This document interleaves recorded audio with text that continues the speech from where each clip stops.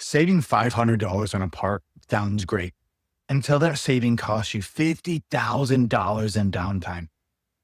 Most RFQs are chasing price instead of value, and it's grounding fleets every day. Here's the reality. RFQs get fired off like scatter shots. Lowest price wins. Everyone feels clever until the bargain part arrives late. The trace looks like a child typed it up, and the vendor disappears when you need help the most. Your aircraft isn't flying, and it's bleeding cash on the ground. Last month, I watched a manager celebrate 15% savings on a landing gear component. 3 weeks later, that same manager was explaining to leadership why their A320 sat in maintenance 4 extra days. They saved $500 per part, but they lost tens of thousands of dollars in cost due to the aircraft staying in longer than it was needed. That's the real math when RFQs chase price. So how do you stop bleeding money? You stop playing price roulette and start running a strategic RFQ process. Here's the 7-step flight plan to RFQs that protect uptime, not just small pennies. Step 1, lead with context. Don't just shoot off a whole bunch of part numbers. Give vendors context, the fleet type, the maintenance window, the possible delivery risk. That's how good suppliers tailor real solutions instead of guessing. Step 2, specify requirements. Be exact. Spell out your trace requirements, packaging, condition codes, and delivery standards. If it matters later, it belongs in the RFQ now. Step 3, route by vendor tiers. Not every vendor should see every RFQ. Use tier 1 material partners for critical parts, tier 2 for routine, and tier 3 vendors for possible emergencies or just in case scenarios. You buy speed where it matters and rely on the fewer partners that matter the most.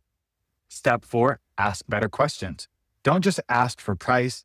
Ask about average delivery time, documentation accuracy, support availability, and even inventory levels for future needs. The right questions tell vendors you value performance, not just price.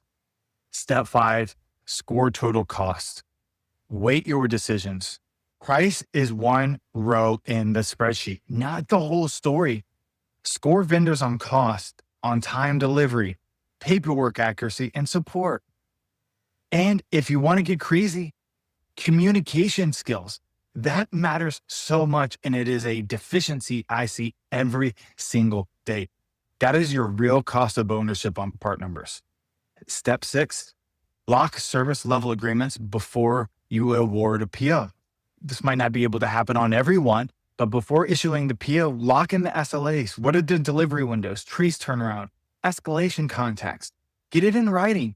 Clear upfront prevents firefights later.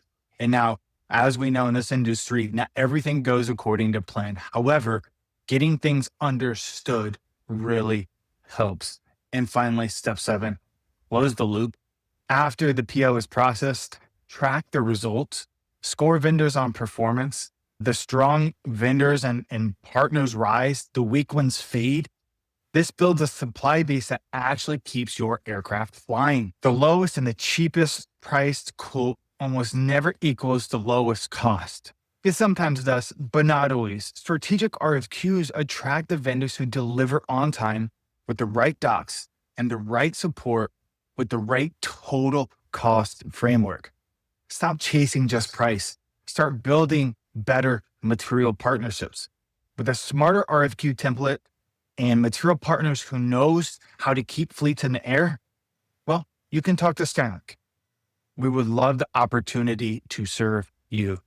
So now build better RFQs, protect uptime, and contact Skylink, your aircraft material supply chain experts.